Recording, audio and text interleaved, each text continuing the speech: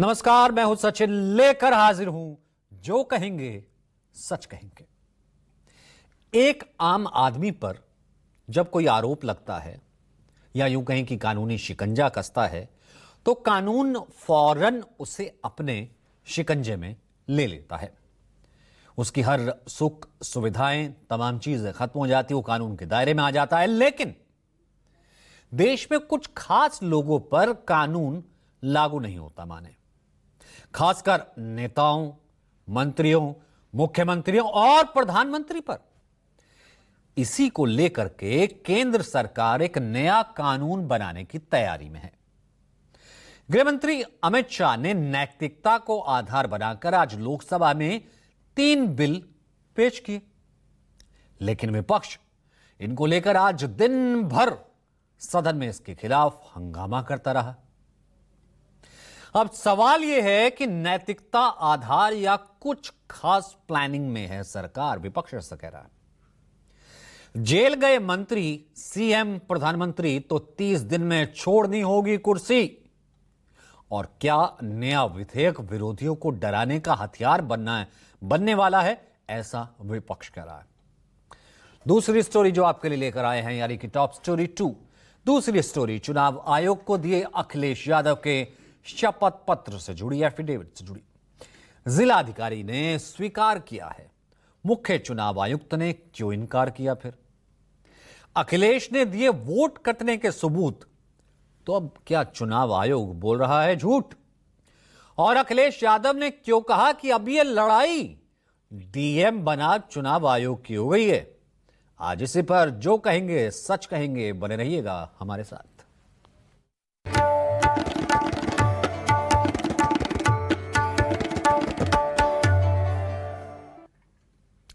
Monsoon सत्र, संसद का प्रस्तावित मॉनसून सत्र सेकंड लास्ट डे यानी कि आज गृहमंत्री अमित शाह ने कुछ ऐसे बिल पेश किए जो विवादों में घिर गए। विपक्ष ने जमकर हंगामा किया। दरअसल गृहमंत्री अमित शाह ने भ्रष्टाचार से संबंधित तीनों बिलों को आज लोकसभा में पेश किया। खुद गृहमंत्री ने पहला 130वां संविधान संशोधन विधेयक 2025, दूसरा जम्मू कश्मीर पुनर्गठन अधिनियम 2019 का संशोधन और तीसरा संघ राज्य क्षेत्र शासन अधिनियम 1963 का संशोधन विधेयक 2025। सुनिए। महोदय, मैं प्रस्ताव करता हूं कि भारत के संविधान का संशोधन करने वाले विधेयक को पुनर्स्थापित करने की अनुमति दी जाए। महोदय, मैं प्रस्ताव करता हूं कि जम्मू कश्मीर पुनर्गठन अधिनियम 2019 का संशोधन करने वाले विधेयक को पुनर्स्थापित करने की अनुमति दी जाए। महोदय, मैं प्रस्ताव करता हूं कि संघ राज्य क्षेत्र शासन अधिनियम 1963 का संशोधन करने वाले विधेयक को पुनर्स्थापित करने की मंजूरी दी जाए। तो अमित शाह की ओर से पेश किए गए इन बिलों का, इस बिल का विपक्ष ने पुरजोर तरीके से विरोध किया। इंडिया गठबंधन के तमाम दलों ने पूरी एकजुटता दिखाते हुए, पूरी ताकत दिखाते हुए सदन से लेकर बाहर तक तीनों नए विधेयक का विरोध किया। विपक्ष की माने तो यह नया विधेयक संविधान के मूल ढांचे के खिलाफ है। नौबत यहां तक आ गई कि इस दौरान विपक्षी सांसदों ने सदन में संविधान संशोधन बिल की प्रतियां फाड़कर गृहमंत्री अमित शाह की तरफ फेंक दी, जो कैमरे में भी कैद हो गई। कांग्रेस और समाजवादी पार्टी और एआईएमआईएम के चीफ असदुद्दीन ओवैसी तक ने लोकसभा में विधेयक के खिलाफ बोला। Parliament democracy's chief ministers or ministers can only be removed through true means. First, executive prime minister can recommend their removal if the second council of ministers lose confidence of the legislature. Now this bill would empower the unelected executive bureaucracy to play the role of legislature. Bharat का संविधान का जो मूलभूत ढांचा है वो ये कहता है कि कानून का राज होना चाहिए। There should be rule of law. और उस रूल ऑफ लॉ, कानून के राज की बुनियाद है कि आप बेगुनाह हैं जब तक आपका गुनाह साबित नहीं किया जाता। मैं इन तीनों विधेयकों का पुरजोर विरोध करता हूं और गृह मंत्री से मैं ये आग्रह करना चाहता हूं कि ये तीनों विधेयकों को वापस लिया जाए। अपनी पार्टी, अपने नेता आदरणीय अखिलेश जी की ओर से पुरजोर विरोध करता हूं और विरोध इसलिए करता हूं माननीय गृह मंत्री जी बहुत नैतिकता की बातें कर रहे हैं आपने भाषण दिए थे चक्की पी सिंह, महाराष्ट्र में जिनको लेके डिप्टी सीएम बना के घूम रहे हैं आप। विपक्ष विरोध क्यों कर रहा है, अब यह जानना जरूरी है। हमने देखा कि तीनों बड़े नेता विरोध कर रहे थे।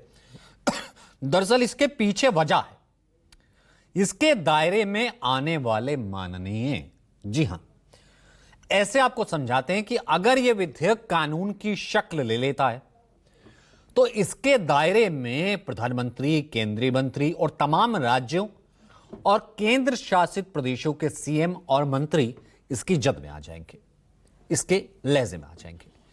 लिहाजा संशोधन विधेयक को लेकर लोकसभा में नेता प्रतिपक्ष राहुल गांधी ने सरकार पर गंभीर आरोप लगाया।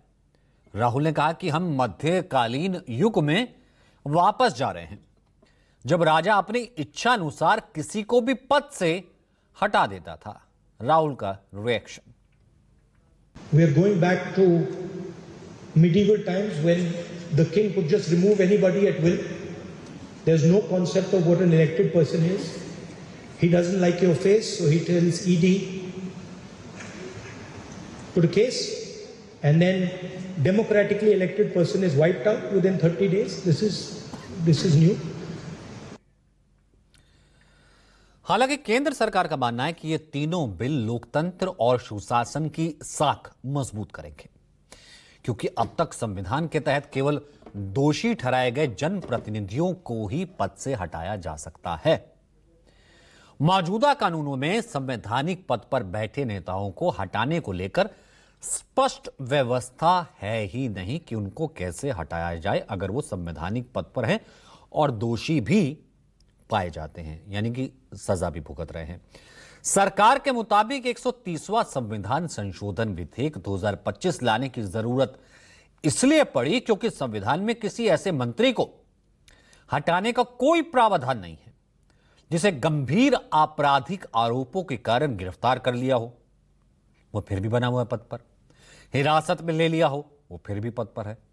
इसलिए ऐसे मामलों में प्रधानमंत्री या केंद्रीय मंत्रिपरिषद के किसी मंत्री और राज्यों या नेशनल कैपिटल टेरिटरी दिल्ली के मुख्यमंत्री या मंत्रिपरिषद के किसी मंत्री को हटाने के लिए एक कानूनी ढांचा तैयार करने के लिए संविधान के अनुच्छेद आर्टिकल 75, 164 और 239 ए में संशोधन की अमेंडमेंट की जरूरत है। जम्मू कश्मीर पुनर्गठन संशोधन बिल 2025 लाने के पीछे वजह यह बताई जा रही है कि जम्मू और कश्मीर पुनर्गठन अधिनियम 2019 का 34 अंक के तहत गंभीर आपराधिक आरोपों में गिरफ्तार और हिरासत में लिए गए मुख्यमंत्री हो, मंत्री हो, हटाने का कोई प्रावधान नहीं है। जम्मू और कश्मीर पुनर्गठन अधिनियम 2019 की धारा 54 में संशोधन के बाद गंभीर आपराधिक केस में गिरफ्तार और हिरासत में लिए गए मंत्री, मुख्यमंत्री को 30 दिन में हटाने का प्रावधान होगा। इसके लिए गवर्नमेंट ऑफ यूनियन टेरिटरी संशोधन बिल यूटीआई 2025 लाने को लेकर कहा गया है कि अभी केंद्र शासित प्रदेशों में government of union territories act 1963 का 20 आर्टिकल के तहत गंभीर आपराधिक आरोपों के कारण अगर कोई मंत्री है, गिरफ्तार किया जाता है, मुख्यमंत्री को हटाने का कोई प्रावधान नहीं है। ऐसे मामलों में मुख्यमंत्री या मंत्री को हटाने के लिए एक कानूनी ढांचा तैयार करने के लिए government of union territories act 1963 की धारा 45 में अमेंडमेंट संशोधन की आवश्यकता है। तो इस कारण से आज ये 3 बिल लाए गए। अब ऐसे में सवाल ये उठता है कि आखिर इन तीनों विधेयकों के पास होने और फिर नया कानून बनने के बाद क्या होगा, ये भी आपको समझाते हैं। दरअसल आरोपी प्रधानमंत्री हो, मंत्री हो मुख्यमंत्री हो, पद छोड़ना पड़ेगा। 30 दिन तक जेल में अगर वो रहता, 31वें दिन स्वतः अपने आप ही कुर्सी चली जाएगी। 5 साल से ज्यादा सजा वाले केस में नियम लागू होगा। अदालत से आरोप मुक्त अगर हुआ तो ही वो दोबारा शपथ ले सकता है, दोबारा संवैधानिक पद पर आ सकता है। कांग्रेस ने इन विधेयकों पर विरोध जताते हुए इसे नेताओं के साथ ब्लैकमेलिंग से जोड़ा। कांग्रेस महासचिव केसी वेणुगोपाल की माने तो मोदी सरकार तो यह बिल नीतीश कुमार और चंद्रबाबू नायडू जैसे सहयोगी नेताओं के लिए लेकर आ रही है। This bill is to target the opposition ruling government.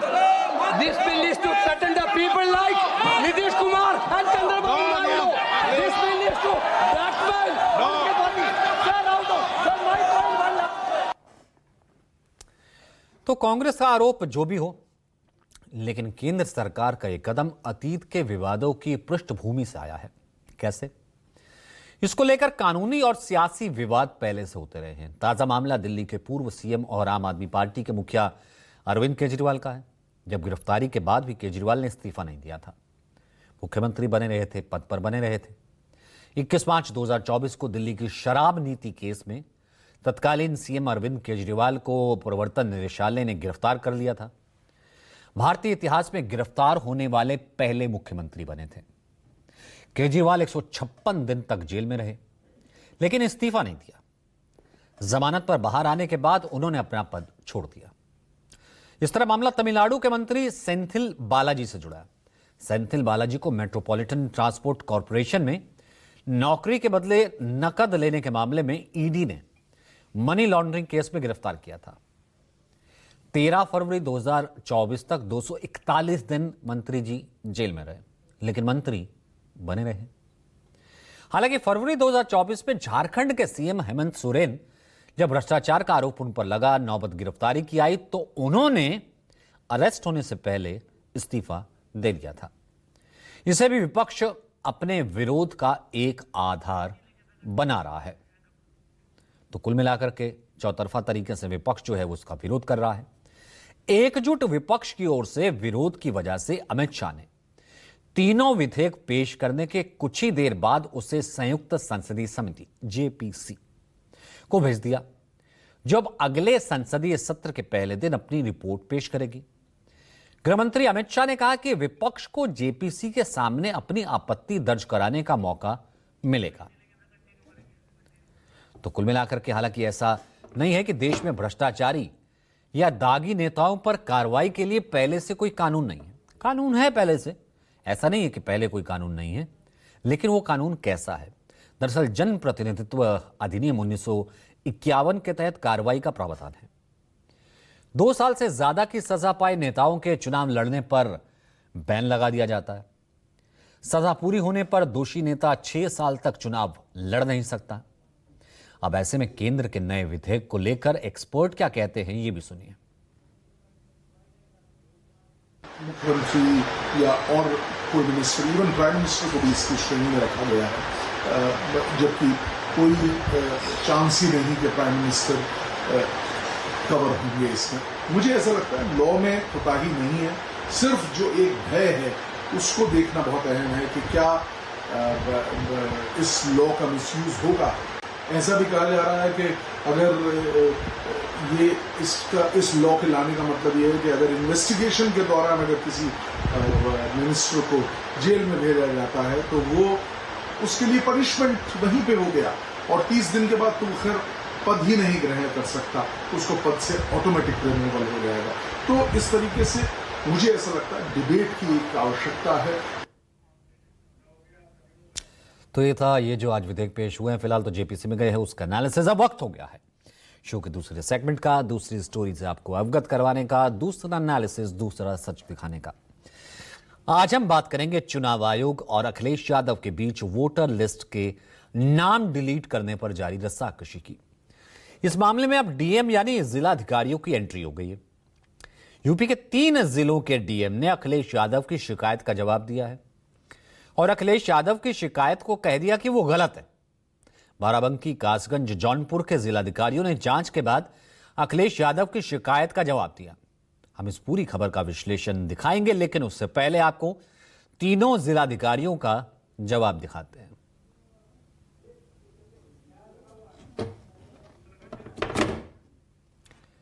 तो ये तीनों का जवाब हम आपको दिखाएंगे कि तीनों ने किस तरीके से जवाब दिया। कासगंज डीएम ने पोस्ट में दावा किया कि उन्हें ईमेल के माध्यम से जनपद कासगंज की विधानसभा 101 अम्मापुर के अंतर्गत 8 मतदाताओं के नाम गलत ढंग से काटने की शिकायत मिली थी, जो कि अखिलेश कह रहे उन्होंने की थी। लेकिन इनमें 7 मतदाताओं के नाम आज भी मतदाता सूची में हैं। एक की मृत्यु हो गई, उसकी पत्नी ने फॉर्म 7 भरा था। इसके आधार पर मृतक का नाम डिलीट कर दिया गया। कासगंज डीएम ने दावा किया कि जांच में 7 मतदाताओं के नाम मतदाता सूची में 2 बार होने के कारण नियमानुसार एक नाम को डिलीट कर दिया गया। तो ये उन्होंने भी बता दिया। तो इसी तरह बाराबंकी के डीएम अखिलेश यादव के दावे को उन्होंने भी गलत बताया। उन्होंने दावा किया कि 2 मतदाताओं के नाम मतदाता सूची से हटाए जाने का आरोप सही नहीं है।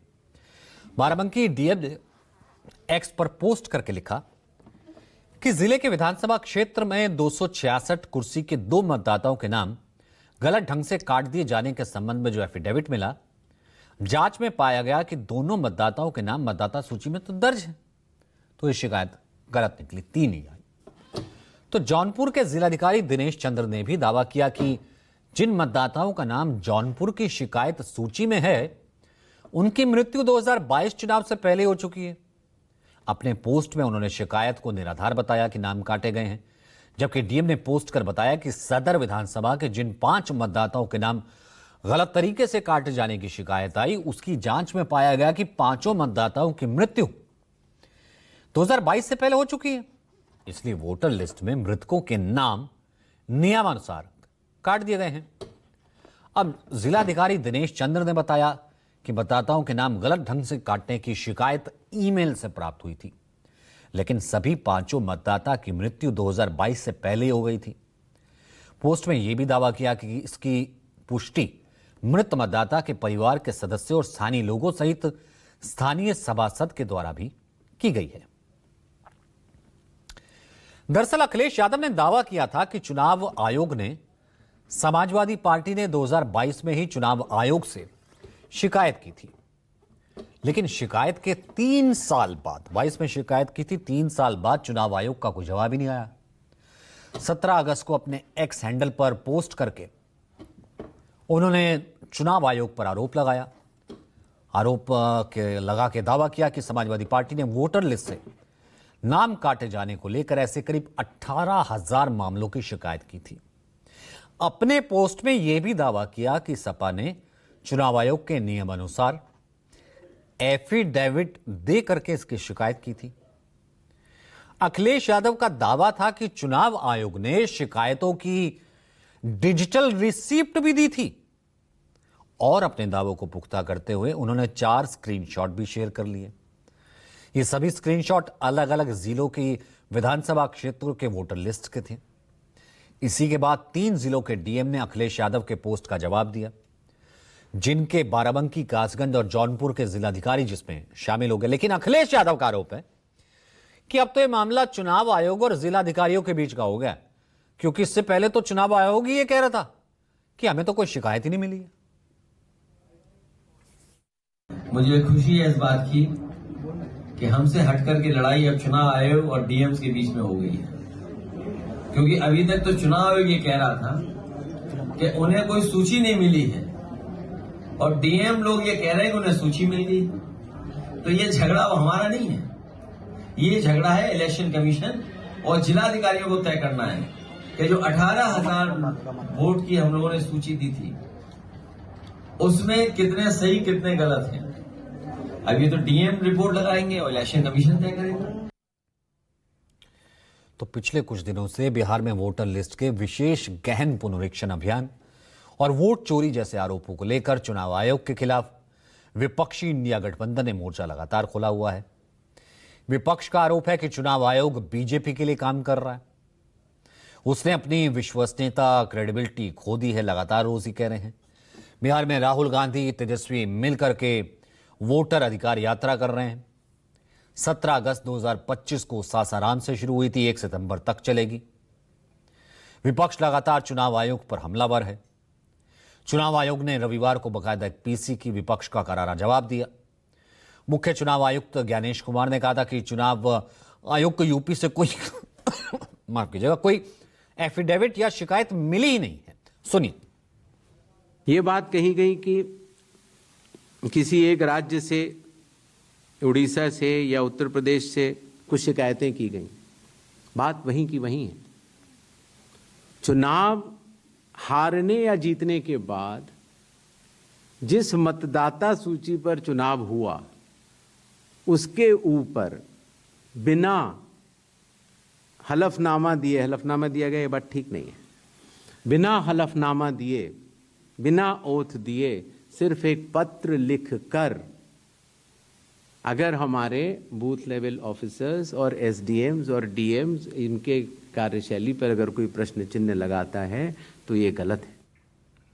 तो कहते हैं ना कि बात निकलेगी तो फिर दूर तलक जाएगी। ये दूर ही तलक जा रही है और रोज इसमें एक नया अध्याय जुड़ रहा है। तो आज के इस अध्याय का सच हमने आपको दिखाया।